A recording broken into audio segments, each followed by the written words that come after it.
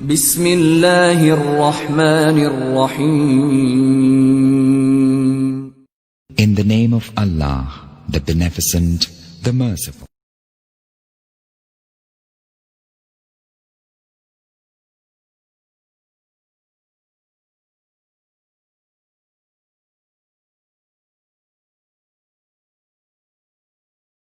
اچھا، یہ صوفیزم میں پھر ایک اور بڑی بحث ہے جو خاصی متنازع ہے، یہ جو وحدت الوجود والا فلسفہ ہے، اس کی ذرا تھوڑی سی وضاحت کریں کہ یہ کیا ہے اور اس کے کوئی مضمرات ہیں؟ جی دیکھیے سر، جیسے آج کے دور میں بہت سارے سائنسدان جیسے سٹیفن ہاکنگز ہے بہت سارے سائنسدان یا بہت سارے فلاسفرز مختلف قسم کے نظریات پیش کرتے رہتے ہیں. ہمارے اندر یہ جستجو شروع سے موجود رہی ہے کہ ہم جانیں کہ ہم کہاں سے آئے ہیں، ہم کہاں جا رہے ہیں. آپ یہ سوکریٹیز کے دور سے دیکھ لیں یا پلیٹو، ایرسٹوٹل، وہ اس پہ ساری کی ساری بحث کرتے چلے آئے ہیں.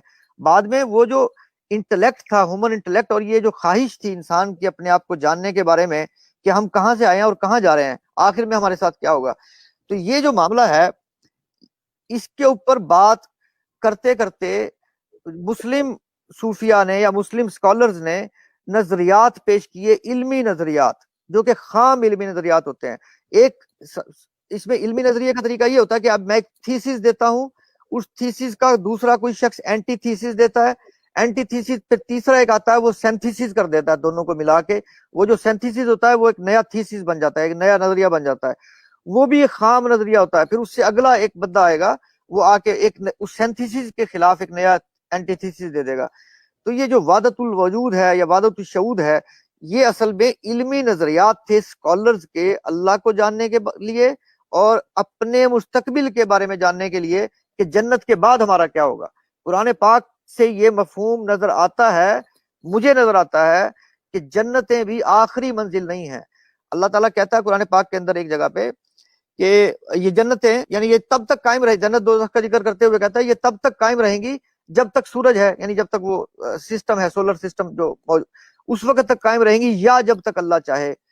ایک جگہ کہتا ہے اللہ تعالیٰ فرماتے ہیں کہ ان پہ جنت کی نعمتیں، یعنی یہ نعمت ان پہ کبھی ختم نہیں ہوگی، یہ ہمیشہ جاری رہے گی. یہاں ایک بات تو طے ہو گئی کہ نعمت تو ختم نہیں ہوگی، یعنی حالت جنت تو ختم نہیں ہوگی، لیکن جنت سے آگے بھی کچھ ہے معاملہ، ورنہ اللہ واضح طور پہ کہہ دیتا کہ جنت رہے گی ہمیشہ. اس کو مشروط کرنے کی ضرورت نہیں تھی سورج کے ساتھ یا کسی بھی چیز کے ساتھ. جنت کو مشروط کرنے کی کیا ضرورت ہے، یا یہ کہنے کی جب تک اللہ چاہے، یہ کہنے کی ضرورت نہیں ہے.